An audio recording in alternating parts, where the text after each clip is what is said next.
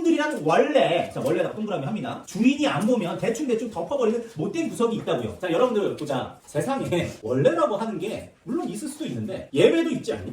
아니, 그러니까 예를 들어 내가 다른 데서 뺨을 맞고 왔어. 물론 PTSD가 올 수도 있겠지.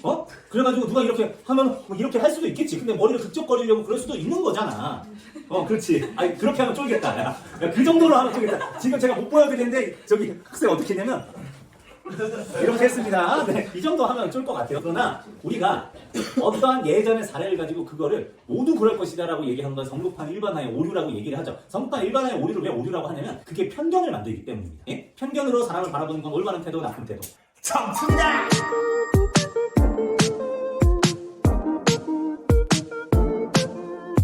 그 다음에 여러분들하고 비 오는 날이면 가리봉동에 가야 된다라고 하는 양기자 씨의 작품을 만나보도록 하겠는데요. 여기에서 여러분들이 두 군데는 좀 알고 있었으면 좋겠고요. 또 하나의 글자도 알고 들어갔으면 한다는 바람을 여러분한테 말씀을 드립니다. 선생님이 두 가지 동을 가르쳐 드릴 텐데 하나는 원미동을 알고 계셔야 되고요. 그리고 당연히 무슨 동을 알고 계셔야 될까요? 네, 좋아요. 가리봉동을 알고 계셔야 될 겁니다. 그 다음에 약간 발음이 재밌어요. 그래서 가리봉동. 그런데 여러분들이 꼭 알고 계셨으면 하는 단어가 있는데 이건 앞으로 여러분들이 문학 배울 때 꽤 많이 나올 거고요. 여전히 유효한 가치를 가지고 있는 단어인데요. 자, 오늘 이 단어는 꼭 머릿속에 집어넣었으면 합니다. 소시민이라는 단어를 좀 집어넣었으면 좋겠어요. 혹시 소시민이 뭔지 아는 사람 있나요? 소시민이요? 네, 소시민. 당연히 대시민이 아니고 작은 소자를 쓰는 소시민입니다. 들어보긴 되게 많이 들어봤죠. 근데 이게 문학에서 굉장히 중요한 용어로 나오는데 이 개념을 정확하게 전달하는 사람들이 별로 없는 것 같아서 여러분들한테 선생님이 좀 가르쳐 드리도록 할게요. 보통 이건 들어봤을 거야. 프롤레타리아. 계급 맞아요. 오, 훌륭해요. 짱인데, 자, 이 프롤레타리아 그러면 부르주아지. 뭘까? 부르주아지는 자본가를 의미하는 거예요. 그리고 프롤레타리아는 노동자를 얘기를 하는 건데요. 이 둘의 차이는 결국엔 자본이 있느냐 없느냐인데 이 자본이라는 게 당연히 돈이라고 생각할 수도 있겠지만 이 돈을 생산해낼 수 있는 생산수단, 예를 들면 공장, 회사 이런 거 혹은 땅을 가지고 있는 지주 같은 사람들을 우리가 자본가라고 얘기를 할 수가 있겠죠. 근데 내가 이런 생산수단이 없어서 고용을 당해서 그걸 참여를 할 수밖에 없는 계급을 우리가 노동자라고 얘기를 하는데 여기에서 중간 계급이 있어요. 이 중간 계급을 우리가 뭐라고 하냐면 뿌띠 부르주아라고 얘기를 하고요. 뿌띠 부르주아, 준 부르주아라고 생각하시면 되겠어요. 보통 상급 공무원보다는 하급 공무원에 가깝고 그리고 본인 자체는 생산수단을 소유하고 있지만 그렇다고 해서 타인을 고용해가지고 하지 않은 스스로가 하는 자영업자 혹은 나름의 준 전문가 계층이라고 이렇게 생각하면 돼요. 예를 들면 의사, 변호사, 회계사라든가 나름의 국가 공무원이라든가 하는 이런 층을 보통은 뿌띠 부르주아라고 하는데 이 뿌띠 부르주아를 말하는 말이 원래는 계층적으로는 소시민이었어요. 근데 이 뿌띠 부르주아는 사회의 올바른 방향을 생각해서 나아가는 거가 중요한 게 아니라 자기의 경제적 안정이 제일 중요해. 자기 경제적 안정. 그러다 보니까 우리가 보통 문학에서 소시민성이 드러난다라고 하는 거를 어떤 식으로 연결을 많이 지어주냐면 돈이라고 하는 소재랑 잘 연결 지어가지고 조금은 개인주의적이고 이기적인 행태가 보이고 다른 가치보다 좀 돈에 더 집착을 하면서 안정만을 추구하는. 사실 안정 추구하는 게 여러분들 나쁘다고 생각해요? 안정 당연히 누구나 집 한 채 가지고 싶고 네 애기들 이렇게 잘 맛있는 거 먹이고 좋은 옷 입히고 싶은 게 당연한 거 아니에요. 그게 나쁘다는 건 아닌데 다른 가치보다 너무 이런 안정적인 거에만 몰두를 해서 다른 거를 별로 쳐다보지 않는 그런 느낌을 우리가 소시민성이라고 얘기하면 되겠어요. 근데 이게 우리나라도 시간이 흘러가면서 뭐라고 해야 되나 중간계층 아주 부유한 층하고 아주 빈민층하고 그 사이에 있는 중산층이 많아야 사회가 안정되는데 IMF를 겪고 나서 이게 아주 흐름을 잘 타서 부유해진 사람이 따로 있고 그리고 아주 가난해진 서민층이 따로 있는 거예요. 그걸 우리가 뭐라고 하냐면 양극화 현상이라고 얘기를 하고 그러다 보니까 오늘날 이 소시민이 여러분이 생각하기에는 아주 부유한 자본가에 가까운 것 같아. 오히려 서민에 좀 가까운 것 같아. 네, 서민에 포함되는 포섭되는 그런 개념으로 좀 더 계층적으로 볼 때는 약간 하강을 했다라는 그런 느낌이 있어요. 그래서 여러분들이 생각할 때 어떻게 소시민성을 생각하시면 되냐면 좀 돈에 많이 집착을 하고 안정만을 추구하고 나를 너무 중심적으로만 생각하려고 하는 개인적이고 이기적인 상태를 드러내는 성격을 우리가 보통 뭐라고 한다? 네, 소시민성이라고 이렇게 여러분들이 조금 정리를 해주시면 앞으로 좀 편해질 건데 자, 지금 여기에 나와 있는 시점이 전지적 작가 시점으로서 각각 등장하는 인물들의 생각들이 이렇게 잘 드러나지만 여기에 나와 있는 주인공이라고 할 수 있는 그라는 사람의 시점으로 그의 초점을 맞춰가지고 보통 이야기를 많이 하게 돼요. 지금 선생님이 무슨 동을 기억을 하라고 했죠? 지금 원미동과 가리봉동. 네, 원미동과 가리봉동인데 지금 여러분한테 이거 하나 좀 띄워가지고 얘기를 해주면은 우리가 서울이라고 하는 지역이 뭐 이렇게 되어 있다고 해볼게요. 그러면은 강이 보통 이렇게 아마 되어 있어요. 그런데 여기에 한 이 부분에 해당하는 곳이 로구에 있는 가리봉동입니다. 네, 그런데 이쪽에서 이쪽으로 좀 내려가면은 부천이 있고요. 이쪽으로 내려가면은 인천이 있어요. 그러니까 보통 이 부천이라고 한다는 거는 서울의 위성도시라고 생각을 하시면 되겠어요. 보통 그쵸. 대구에는 뭐 경상의 느낌이라고 생각하시면 되고 부산에는 뭐 김해 막 이런 마산 이런 느낌이라고 생각을 하시면 될 것 같아요. 여기에서 이 구로구의 가리봉동이라고 하는 곳은 어떤 곳이냐면은 공업단지가 있는 곳입니다. 그래서 우리가 보통 구로구에 있는 공업단지라고 해서 구로공단이라고 많이 불렸고요. 나오고요. 여기에서 여러 가지 공장들이 많이 있었고 그리고 수도권 내에서 많은 이 위성도시의 사람들이 이쪽으로 많이 몰려가지고 일을 했습니다. 그러니까 당연히 이 사람들은 노동자 계층이라고 생각을 하면 되겠죠. 그래서 이런 노동자 계층이 이 구로공단에 갔다가 이제 집으로 가가지고는 부천에 있는 원미동 사람들이 여기에서는 살다가 이제 이 구로공단 같은 데 가가지고 일하다가 다시 돌아오고 이 원미동 서울 외곽 지역이라고 할 수 있는 이 위성도시에서 어떻게 보면 소시민들 그리고 소시민보다도 좀 계층적으로 더 가난한 사람들이라고 할 수 있는 서민들의 삶이 여기에서 펼쳐지는 그런 보통 사람들의 이야기가 여기에서 많이 담겨져 있는 소설이 양기자 씨가 만든 원미동 사람들이라고 하는 소설이에요. 근데 이게 11편의 단편으로 이루어져 있는데 그 중에 하나가 지금 비 오는 날에면 가리봉동에 가야 한다라는 내용입니다. 근데 아까 선생님이 얘기를 했지만 굳이 계층적으로 우리가 돈을 가지고 있는 자산 보유를 가지고 얘기한다면 자본가가 제일 1장이라고 할 수가 있고 그 다음이 소시민이라고 한다고 하고 그 다음이 서민이라고 한다면 당시 1980년대 시점으로 여러분들 봤을 때 서민은 하루하루 먹고 사는 거를 급급하게 했다고 생각을 하시면 돼요. 근데 소시민은 내가 그렇게 먹고 사는 것 자체 엄청 걱정은 안 되지만 그래도 내 안정을 위해서 역시 돈에 많이 매달리는 모습이라고 할 수가 있고 자본가는 당연히 돈을 더 많이 뜯어내서 더 부유하게 살아내야 된다고 하니까 어떤 개념이냐면 사실은 다 돈이 중요하다. 그래서 결국에는 이 원미동 사람들에서 보여지는 갈등들도 서민과 소시민들이 이 돈 가지고 다투는 모습들이 굉장히 많이 나오고요. 지금 우리가 보고 있는 비 오는 날에 가리봉동에 가야 한다라고 하는 이 작품도 역시 이 돈과 관련된 소시민성이 드러나고 있는 그런 작품이라고 여러분들이 이해를 해주시고 들어가면 좋겠어요. 알겠죠? 네. 지금 이제 앞부분의 줄거리를 잠깐 볼 건데요. 여러분들이 최근에도 이제 전국연합 학력평가 여러분들이 쳤겠지만 소설에서 줄거리가 나오면은 핵심 요소를 파악을 해줘야 돼요. 왜냐면 가장 핵심 정보를 요약적으로 제시하기 위해서 전달하는 게 바로 줄거리니까. 그러면 우리의 핵심 정보는 뭐죠?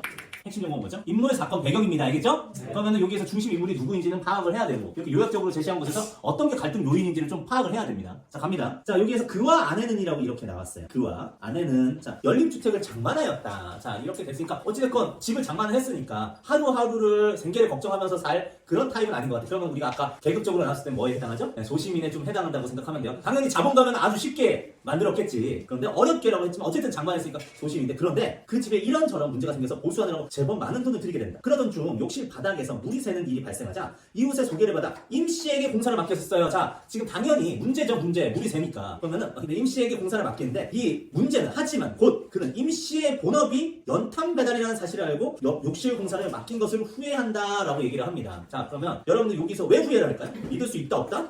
네, 믿을 수 없다라고 한 거 두 글자로 얘기해봐. 불신. 네, 맞아요. 좋아요. 자, 불신을 하는 거예요. 자, 왜 불신하냐? 비전문가니까. 본업이 아니니까. 야, 여러분들 집에 여러분들 인테리어를 제가 한다고 생각을 해봐요. 저 너무 그래 내가 비유를 찰떡같이 되긴 했는데 너무 대놓고 웃으시는데 네, 좋습니다. 네, 맡기지 마세요. 저도 안 해요. 네, 근데 보면요. 자, 당연히 이런 우리가 내용으로 봤을 때 지금 어떤 갈등 관계가 이제 벌어질 것 같아요. 불신하고 있으니까 계속 의심하는 행동을 할 것이고 그리고 이 사람은 이 의심을 좀 잠재우려고 하면은 제대로 공사를 해줘야겠죠. 여러분들 예상하면서 가시면 됩니다. 갑니다. 네, 아까 너무 재밌었던 게 제가 이거를 한 10분 남기고 여기를 들어갔어요. 저기 2학년에서 2반에서. 근데 내가 그냥 이게 첫 번째 대사를 읊었단 말이야. 오늘 끝내서 어렵겠죠? 이렇게 얘기를 했는데 이거 절대 못 끝내죠. 막 이렇게 얘기를 하더라고. 10분 남았다고. 이걸 착각을 했나 봐. 근데 이거 대사가 참 절묘하게 들어갔습니다. 자, 갑니다. 오늘 끝나기는 어렵겠죠? 아니에요. 끝내야 돼요. 자, 갑니다. 아내는 내일까지 일이 계속된다는 게 벌써 지겨운 듯 했다. 그럴 거야. 움직일 때마다 발꼬리에 차이는 세간살이들이 이리저리 옮겨놓으면 당연히 집에서 지금 인테리어 공사를 하고 있는데 보수 공사를 하고 있는데 집에 나오던 뭐 가구들이든 세간살이가 집에 있는 중요한 물건들이거든요. 그런 것들이 당연히 어지럽혀져 있겠죠. 그래서 이리저리 옮겨놓으면 그는 건성으로 대답했다. 그 비슷한 말을 임씨에게 해봤더니 임씨 역시 건성이었다. 사장님이야 며칠이 걸려도 아무 상관이 없지요. 견적 뽑으신 대로만 주시는 거니까요. 나머지는 지가 백날이 걸려도 하자없이 해놓을 일만 남은 셈입니다. 사실 이게 어떤 말이냐면 임씨의 입장에서는 이 사장님을 좀 안심시켜 주려고 한 얘기야. 어차피 나는 견적 뽑은 대로 거기에 맞게 진행을 할 테니까 나만 제대로 하면 되고요. 걱정하지 마세요 라는 말로써 몇 날 며칠 걸려도 난 제대로 할 겁니다 라고 이렇게 얘기를 했는데 근데 그 다음을 한번 볼게요. 임씨 말대로라면 당일로 끝낼 속셈은 아닌 듯 싶었다라고 했는데요. 자, 지금 우리가 이 시점이 사실은 3인칭 전지적 작가 시점이에요. 전지라는 말이 뭐죠? 다 안다는 얘기예요. 그러니까 이 등장인물의 마음속까지도 다 알 수 있는데 지금 요게 초점 시점이란 걸 사용을 하고 있어요. 초점 시점이란 거는 등장인물 중에 한 인물의 시점을 중심으로 이야기가 진행이 된다는 거예요. 지금 여기에서는 주인이라고 할 수 있는 그라는 사람의 시점에 초점을 맞춰가지고 가게 되는데 그러다 보니까 그의 생각이 제일 많이 나오고요. 그의 입장에서 지금 누구를 요주위로 바라보고 있지? 임씨를 바라보고 있죠. 그가 임씨를 바라보는 생각이 제일 많이 드러나게 되어 있어요. 하지만 3인칭 전지적 작가 시점이라는 거 이렇게 여러분들 생각을 해주시면 되겠는데 임씨 말대로 하면 당일로 끝내 속셈은 아닌 듯 싶었다. 자, 근데 여러분 여러분들 집에 가서 엄마가 여러분들 한번 아빠가 혹은 여러분들 부른다고 쳐볼게. 근데 부를 때 여러분들이 네 하면서 그냥 가는 거하고 오늘은 또 무슨 속셈이시죠?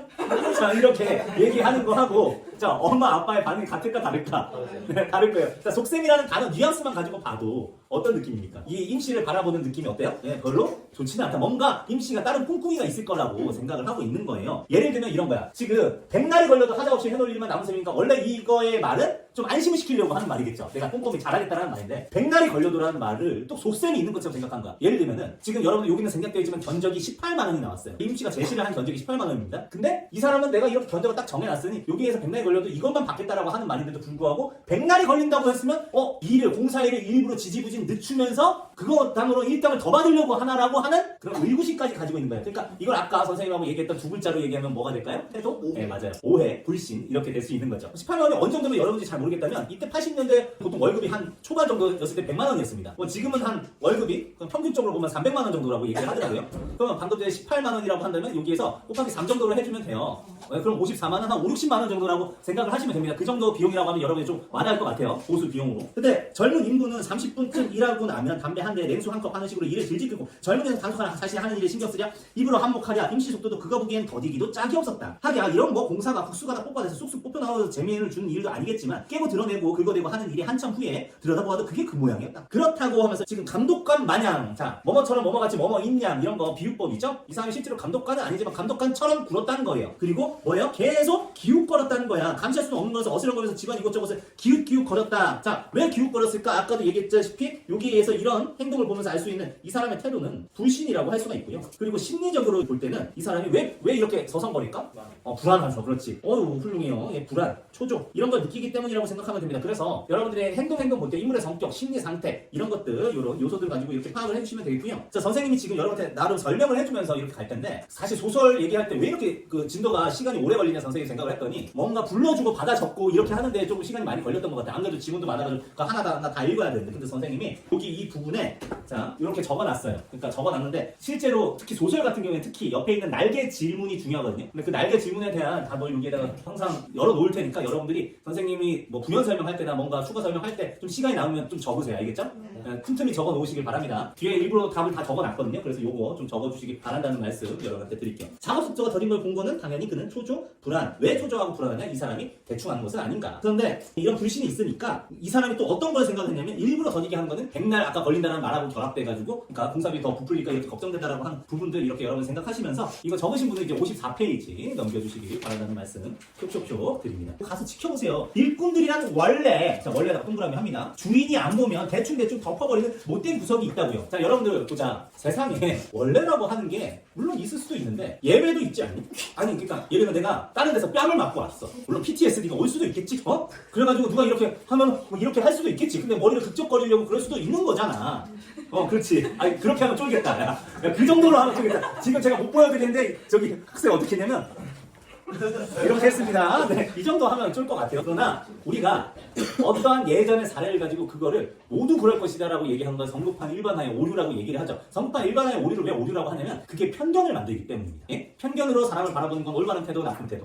나쁜 태도죠. 여기에서 원래라고 하는 말 자체가 아내가 어떤 사람이다? 편견이 있는 사람이라고 하는 걸 볼 수가 있는 거예요. 원래라고 하는 건 없어요. 이거 굉장히 근거가 부족한데 근거 없이 이렇게 함부로 빠르게 단정 지은 걸 우리가 뭐라고 한다? 속단이라고 하는데 이 속단의 행동을 보여주면서 지금 누구를 판단하고 있죠? 임씨를 이렇게 판단을 하고 있어요. 그래서 여기서 보면은 일꾼들에 대한 아내의 행동을 생각을 비판해보자라고 했는데 일꾼들의 보인 행동과는 전혀 관계없이 그들을 속단하고 비난해. 그러면은 이게 바로 뭐다? 일부의 경험을 토대로 일꾼 집단 전체를 부정적으로 보는 것은 뭐다? 차별일 수도 있고 차별은 예를 들면 두 명의 대상을 가지고 얘는 잘해주고 얘는 못해주면 그건 차별일 수 있는데 지금 한 명의 대상 가지고 하고 있으니까 편견 맞아요. 훌륭해요. 역시 연속으로 계속 홈런을 때려주고 있는데 편견임. 선생님이 항상 키워드를 강조를 하고 있는데 중요한 게 뭐죠? 자 지금 어떤 키워드가 선생님이 계속 강조를 해서 얘기를 하고 있나요? 네, 편견 꼭 여러분들 주머니 속에 넣어두세요. 시금치 나무를 묻히면서 아내가 해가 들릴까봐 낮은 소리로 소근거렸다. 깐난 애나 징징 물어대면 애 복이나 하련만은 아이는 배만 부르면 쌩쌩쌩 잠들어 버리는 터라 사실 그가 할 일이 딱히 없는 형편이었다. 그는 하는 수 없이 없이 다시 목욕탕으로 들어가 볼 수밖에 없었어. 왜냐면 아내가 계속 부축이니까. 마치 임씨가 젊은이에게 쇠파이브를 가져오라고 시키고 있을 때였다. 욕조에서 구부러지는 이음새 쪽에 사다리 난 모양이었어. 땀방으로 흘러내는 얼굴을 쳐들어 올리면 임씨가 말했다. 사장님 수도 좀 열어보세요. 이곳에서 물이 솟구칠 것 같은데? 자 우리가 그 뭐 어디야? 쉽게 쓰여진 시 거기에서 그 땀내와 사랑내가 그 땀이 뭘 상징한다라고 했죠? 부모님의 사랑을 상징한다라고 얘기했죠. 근데 이 땀방울은 역시 여기에서도 노력입니다. 그럼 노력을 해서 땀방울을 흘리는 거야. 그러면 이 사람이 굉장히 열심히 일한다라고 하는 거를 상징을 하는 단어라고 생각하시면 되겠어요. 근데 사장님한테 수도 좀 열어보라고 했어. 임씨가 시키는 대로 계량기 꼭지를 비틀고 돌아와 보니 아닌 게 아니라 그 자리에서 물줄기가 솟아오르고 있었다. 보세요. 요걸로 한 번만 내리치면 완전 분수처럼 솟구칠 테니까. 임씨가 옆에 놓인 흑손으로 파이프를 살짝 내려치면 이내 감당할 수 없으면 물이 터져 나오기 시작했다. 완전 상했어요 사장님. 어서 계량기 잠그세요. 터진 데 찾았으니까 일은 다 한 거나 마찬가지라고요. 임씨는 젊은 인물을 기다리는 사이에 아내에게 냉수 한 컵을 청했다. 이를 다 한 거나 징조 없다는 일꾼의 말에 기분 좋아진 아내가 청량 음료를 한 컵 가득 따라주며 다짐했다. 세면대나 변기는 손댈 건 없겠죠. 자 지금 뭐냐면 문제의 원인이 될 수 있는 파이프를 찾았어. 아주 일부분만 지금 바꾸면 돼버리게 된 상황이야. 근데 그 부위를 찾았다고 하니까 이제 끝난 거나 다름없다고 하는 거고, 그러니까 이 사람이 굉장히 자신만만하게 얘 사모님 다른데 파이프는 구부러지게 이을 필요가 없거든요. 이 자리는 맨 처음 시공 때부터 목줄 안치나 닭다를 해댄 모양이에요 라고 하면서 목을 때려 울리며 임씨는 맛있게 음료수를 들이켰다. 자 여름 한철 집술이나 한다는 사내치고는 꽤 정확한 솜씨가 아닌가 해서 그는 새삼스럽게 몰골을 자세히 뜯어보았다. 자 지금 보면요, 지금 이 사람이 여러분들을 볼 때 자신만만한 느낌도 있고 일도 문제점을 빠르게 발견해가지고 잘 처리하고 있는 느낌이 들죠. 그러다 보니까 이 부분 여름 한철에 집수일이나 한다는 사내치고는 꽤 정확한 솜씨가 아닌가 해서 그는 새삼스럽게 몰골을 자세히 뜯어보았다. 이 부분 봐봐. 앞부분을 한번 보도록 하자. 여름 한철 집수리 일이나 한다는 사내치고는 여기까지만 보면은 표현상으로 봤을 때도 어때? 좀 긍정적이야 부정적이야? 네, 부정적이죠. 왜냐면 이 사람 본업이 연탄 배달이란 말이야. 그러니까 본업이 아니야. 여름 한철에만 해. 그러니까 불신이 있는 거지. 그런데 그 뒤에부터는 꽤 정확한 솜씨인가? 자 아닌가? 이렇게 하면 사시 새롭게 보는 거지. 이런 걸 우리가 뭐라고 하냐면 인식의 전환이라고 얘기합니다. 인식의 전환이 이 한 문장에서 이루어졌고, 그러면서 인식이 전환됐으니까 이 사람은 다시 한번 새롭게 뜯어보는 거예요. 예를 들면 여러분들도 혹시 왜 뭐 소개팅 같은 거 나갈 때 첫인상이 굉장히 중요하다라고 얘기를 하잖아요. 첫인상은 뭐 국룰이다 뭐 이런 말도 있지만 첫인상이 약간 보일 때 좀 양아치스러웠는데 근데 실제로는 진국의 사람도 있을 수 있어요 없어요? 있어요. 그러면 그때 그 사람을 다시 본다라고 얘기를 하는 거예요. 이게 선생님이 사실 농담으로 얘기를 한다면 제가 여기 와서 본 학생들 중에 정말 인상이 너무 다들 좋았어. 남학생들한테 조금 인상이 많이 가는데 제가 사실 송원이의 미소를 보면서 좀 깜짝 놀랐는데 늘 사실은 송원이가 아주 나이스 가이였단 말이야. 지금도 사실 똑같이 생각해. 근데 사실 알고 보니까 저 사람이 뒤에서 암약하는 암가의 실세라든가 그럴 수도 있으면 선생님은 다시 보겠죠. 네, 그런 느낌이라고 생각하시면 되겠어요. 자 같이 보도록 하겠습니다. 원래는 자주 새겼을 티셔츠는 자 여기서부터 봅니다. 자 여러분들이 이 사람의 행색을 잠깐 볼게요. 잦은 세탁으로 누런핏이었어. 근데 여러분들 선생님이 아마 여러분들하고 같이 수업을 하면서 똑같은 옷을 입어본 적이 한 번도 없을 거예요. 왜 그럴까요? 깔끔한 이미지로 다가가고 싶어서예요. 근데 지금 이 사람은 왜 누런핏이냐? 바로 이유가 앞에 나와있지? 잦은 세탁으로. 그러면 이 사람이 사실 옷이 많다 적다? 네, 적다라고 하는 걸 알 수 있죠. 얼마나 오래 입었는지 검정 고무줄이 삐져나온 추리닝과 허리케 서툰 손바지를 실밥을 꿰맨 자리가 어지러웠다. 근데 여기까지는 행색이 어떠니? 초라함, 행색 초라함. 근데 자성체 보면 어깨 근육이나 팔목 힘줄은 탄탄하게 보였고 더위에 잠기는 얼굴은 막 하는 넣은 것처럼 건조해졌다.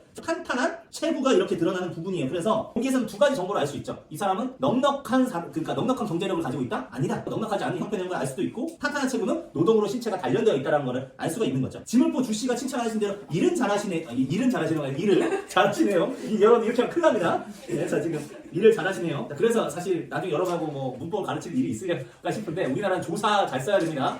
참 일도 잘하시네요는 이 사람이 일 말고도 또 다른 장점이 있다는 얘기고, 일을 잘하시냐는 거 일 잘하시네요. 그냥 그 의미로 칭찬이라고 하면 일은 잘하시네요. 정말 단독 도저사죠? 네. 일만 잘한다? 넌 일 빼고는 볼 게 없는 친구구나? 자, 기분이 나쁘죠? 네. 네, 그런데 일을 잘하시는데 이거는 칭찬입니다. 칭찬. 여기 바로 칭찬으로 가죠. 근데 문제는 슬쩍 치켜 세웠다. 슬쩍 치켜 세웠다는 건 그러니까 정도 이상으로 칭찬했다는 얘기입니다. 그럼 정도 이상으로 칭찬한다는 건 뒤에서 나와 있는 것처럼 인간은 원래 칭찬이 약한 법이야. 왜냐? 왜 이 사람을 칭찬하겠니? 그치. 잘하라고. 사실은 더 잘하면 나 좋으니까. 우리 잘 고쳐주면 좋으니까. 이렇게 하는 거죠. 근데 하물며 저 단순한 유체, 자 지금 이 말 자체를 한번 봐라. 저 단순한 지금 이 사람을 그냥 육체 노동자라고 얘기한 것뿐만 아니고 그 앞에 수식으로 단순한 육체 노동자라고 얘기를 했어. 그러면은 저 사람에 대한 평가 자체가 단순하다라고 하면서 약간 폄하하고 얕잡아보는 그런 이 사람의 시선이 느껴지는 거죠. 이런 수식어만으로도 알 수가 있는 거죠. 그러니까 깔보는 거야. 그래서 이런 귀 간지러운 말을 한번 탁 자기가 칭찬 한번 탁 던지면 날 칭찬해줘서 너무 고마운 걸 칭찬도 고래도 춤추게 하니까 막 이렇게 생각하면서 잘 할 거라고 생각을 했는데, 자 그는 자신의 한마디가 자기 계산에 내어놓은 작품 은근 장난다 한데 임씨의 반응은 계산과 다르게 빗나갔다. 머립쇼. 자 임씨의 반응입니다. 머립쇼. 누가 해도 마찬가지 니까요. 목욕탕 하자 공사는 순서가 있어요. 자, 지금 여러분들 볼 때 이 사람이 이 칭찬에 들뜬 것 같아요? 아, 누가 칭찬해주면 우리 아들이 있는데, 둘째인데 되게 귀여운데 레고를 요새 잘 조립을 하더라고요. 그래서 아, 우리 예완이는 레고 왜 이렇게 잘해? 그러니까 나 잘났지? 나 똑똑하지? 이래. 너무 귀여운데 문제는 봐봐. 이렇게 치켜 세워주는 게 칭찬이라고 하면 그 칭찬을 넙죽넙죽 받아보는 사람도 있어. 근데 그런 사람은 바로 어떤 사람이냐면 다른 사람의 말에 따라서 일희일비 해가지고 왔다 갔다 하는 사람이라고도 볼 수가 있겠지. 그런데 누가 이렇게 칭찬을 했는데도 오히려 자기 치켜 세워줬는데 지금 이 사람은 누가 해도 마찬가지래. 그러니까 내가 특별한 게 아니라고 뭐 하고 있어? 겸손의 말을 하고 있는 거야. 근데 이 겸손의 말을 하면서 담담하게 목욕탕 뭐 일 이렇게 하는 거에는 순서가 있습니다. 그래서 난 그 순서대로 차례대로 할 뿐이에요 라고 담담하게 얘기한다는 건 남이 옆에서 아무리 좋은 얘기를 한다고 해서 거기에 들뜨는 인간이나 아니다? 아니다. 그럼 자, 남에게 좌우되는 사람을 타율적인 인간이라고 한다면 이 사람은 어떤 인간이라는 걸 알 수 있어요. 예, 그쵸? 예, 맞아요. 감사해요. 예, 자율적인 인간이야. 그거를 알 수 있어. 아까 단순한 육체 노동자라고 얕잡아 봤는데 사실은 얕잡아 보는 게 아니라 이 사람은 어떤 사람이다? 자, 자율적인 인간을 다른 말로 얘기하면 자기 주관이 뚜렷하다. 맞아요. 자기 주관적, 자기 주관이 뚜렷한 인간이라고 여러분들이 생각을 해주시면 되겠어요. 그래서 이솜씨를 칭찬하는 의도는 무엇이냐? 자, 보면 일을 더 잘하게 하려고 했고 사실은 임씨가 칭찬이나 질책과 같은 거에 상황은 타율적인 인간이라고 이미 속단을 했어. 깔봤어. 아까 누구도 아내도 사실은 원래 일꾼들이랑 주인이 잘 지켜봐야 돼요. 속단을 했지. 이 사람은 사실 지금 똑같아. 속단하고 깔보는 태도가 지금 나와 있는 겁니다. 그러나 임씨는 사실은 자율적인 사람이고 자기 주관이 뚜렷한 사람이다. 그래도 라고 하면서 입막음을 하려다 말고 그는 할 말이 마땅치 않아 주춤거렸다. 그래도 당신 솜씨가 최상급이여 하는 것도 이상하게 들릴 것이고 그래도 누군들 당신만 하게 일을 처리하겠냐고 말을 해도 속이 너무 보여서 곤란했다. 사모님 오늘 일이야 하자 없이 잘해드릴 테니 겨울 연탄은 저희 것을 떼세요. 저야 뭐 연탄 장수 아닙니까? 라고 하면서 자 실제로 욕실 공사 내가 잘해요 이걸로 막 들떠서 얘기하기보다는 오히려 자기의 본업인 연탄 장수를 홍보하고 있는 모습이에요. 알겠죠? 자 그러면서 이야기가 이쯤 이르면 그는 더욱 할 말이 없어진다. 되려 임씨의 자기 선전 앞에서 스스로의 대답이 궁색해졌다. 아내 또한 딱히 연탄에 막히겠다는 대답도 없이 웬일인지 굳어진 표정이었다. 자 56페이지로 넘어갈게요. 고향이 어디요? 자 보통 우리가 뭔가 내 의도대로 안 될 때 말 돌리기 시작하죠. 고향이 어디 말 돌리기 시작인데 아무려면 머리 돌리는 거야 임씨보다 못하냐 싶어서 그는 말꼬리를 돌려보았다. 어딘가에 반드시 임씨를 들뜨게 할 함정이 있을 것이다. 부드러운 말로 꽉 움켜잡아야 여기서부터 의도가 드러나죠. 부드러운 말로 꽉 움켜잡아야 정성을 쏟아 완벽한 공사를 해줄 게 아닌가. 근데 사실 뒤에도 나오지만 임씨는 이렇게 안 해도 완벽한 공사를 해줘요. 근데 본인이 지레짐작으로 이렇게 얘기하니까 의도가 굉장히 불순하죠. 고향요? 라고 임씨가 반문하면서 쓰게 웃었다. 자 고향이 어디냐고 묻지 말라고 뭐 그런 유행가 가사가 있지 않습니까? 고향 말하면 기가 막혀요. 벌써 한 7, 8년 돼가고요. 경기도 이천에 농군이 도시사람 배우겠다가 땅 팔아갖고 요 모양 요 꼴입니다. 그 땅만 그대로 잡고 있었어도 라고 하면 지금 이 사람의 감정에서 드러나는 거는 어떤 감정일까? 그때가 더 좋았다라고 생각하는 거죠. 후회를 하고 있는 거예요. 그쵸? 또 후회를 하고 있는 이유가 사실은 뭘까? 사실은 지금이 별로 그쵸? 못 써요. 넉넉한 형편이 못 된다는 거예요. 우리가 여기 나와 있는 곳이 서울과 이 서울 근처에 있는 부천이잖아요. 예? 그러다 보니까 지금 이 사람은 도시에 와서 살고 있어. 근데 고향에서 땅을 팔고 고향에서 땅은 잃었고 여기 와서도 넉넉하게 못 사니까 이 사람의 지금 위치를 어느 정도라고 얘기를 할 수 있냐면 도시 빈민 정도라고 생각을 하시면 되겠습니다. 자, 그러니까 실제로 이런 공사를 하고 있는 것도 뭐 지금 원래 자기 일이 아닌데도 하고 있잖아요. 자기 일이 아닌데도 이렇게 하고 있다는 걸 보면은 돈이 하루 걸러 이렇게 필요하다라는 걸 알 수가 있어요. 근데 자 이제 생략된 부분에 줄거리까지만 하고 오늘 마칠게요. 자 부와 아내는 임씨가 자신들을 속이고 공사비를 많이 받으려고 생각한다. 그런 가운데서도 조금씩 임씨의 지난 삶을 알게 되고요. 자 공사가 끝나고 임씨는 주제할 곳이 있으면 더 거쳐주겠다라고 한다. 아내는 그런 임씨를 믿지 못한다. 자 지금 내가 이렇게 그 초록색으로 형광펜을 한 거는 이런 불신과 편견이 아직까지도 작용하고 있다라고 하는 게 드러나는 부분입니다. 그러나 그와 아내는 가끔 물이 새는 옥상을 이번에 수리하기로 하고 자 임씨에게 옥상 방수 공사를 부탁한다. 임씨는 군말 없이 일을 시작한다라고 되어 있는데 옆에 나와 있는 이 날개 지문만 보면서 얘기를 해보도록 할게요. 고향을 묻는 그의 말에 임씨가 웃음 까닭은 뭐냐? 고향 떠난 거 후회를 하고 결국에는 땅을 팔고 도시로 나왔지만 소외된 계층으로 살아가는 모습을 쓸쓸하게 여기지. 이 소외된 계층은 선생님이 아까 뭐라고 얘기했지? 도시 빈민이라고 이렇게 얘기를 했습니다. 자 다음 시간에는 진짜 마무리할게요. 수고했습니다. 수고하셨습니다.